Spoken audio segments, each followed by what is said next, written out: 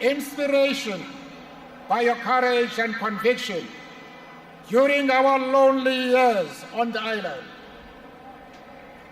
Today, my return to Soweto fills my heart with joy. At the same time, I also return with a deep sadness, with a deep sense of sadness. Sadness to learn that you are still suffering under an inhuman system. The housing shortage, the school crisis, unemployment, and the crime rate still remain.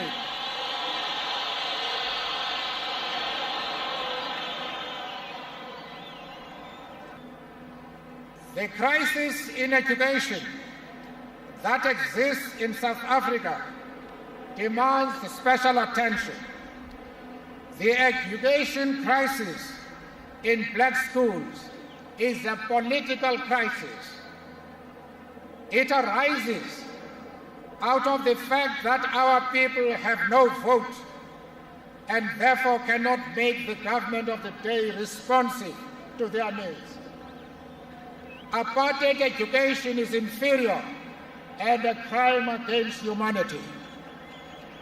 Education is an area that needs attention, that needs the attention of all our people, students, parents, teachers, workers, and all other organized sectors of our community.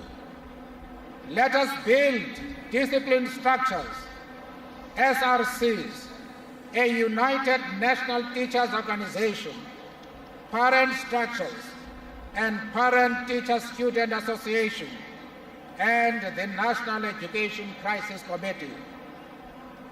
It has been the policy of the ANC that though the school and the entire education system is a site of struggle, the actual process of learning must take place in the schools. I want to add my voice, therefore, to the call made at the beginning of the year that all students must return to school and learn.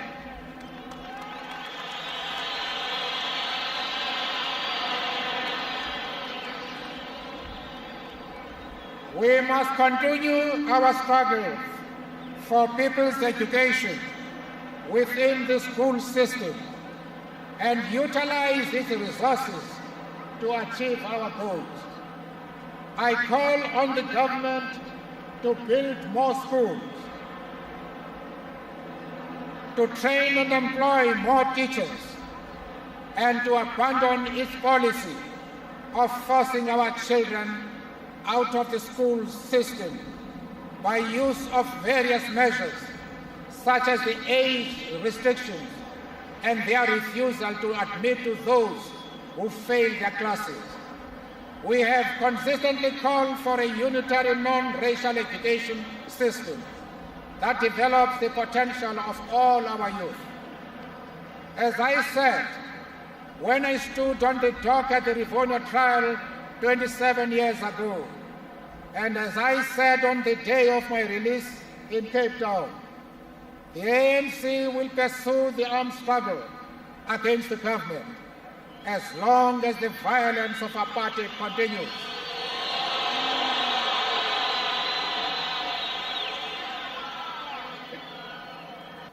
A new South Africa has to eliminate the racial hatred and suspicion caused by apartheid and offer guarantees to all its citizens of peace, security, and prosperity. Can I just have a photo, please? We call on those who, out of ignorance, have collaborated with apartheid in the past to join our liberation struggle. No man or woman who has abandoned apartheid will be excluded from our movement towards a non-racial, united, and democratic South Africa, based on one person, one vote, on a common voters' roll.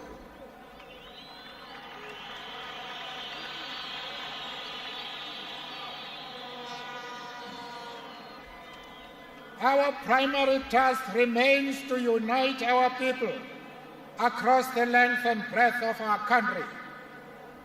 Our democratic organizations must be consolidated in all our sectors. Democratic political practice and accountable leadership must be strengthened on all fronts. Our struggle against apartheid, though seemingly uncertain, must be intensified on all fronts. Let each one of you and all of our people give the enemies of peace and liberty no space to take us back to the dark hell of apartheid.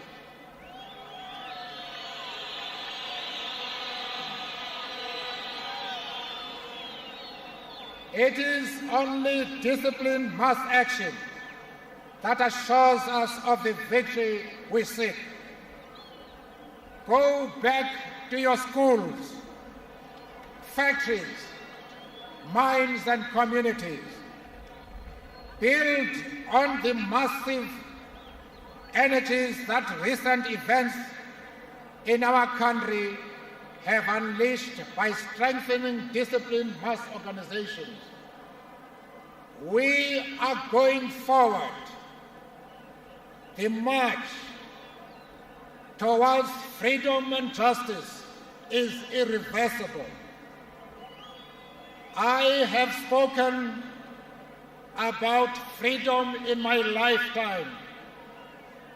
Your struggle, your commitment, and your discipline has released me to stand before you today.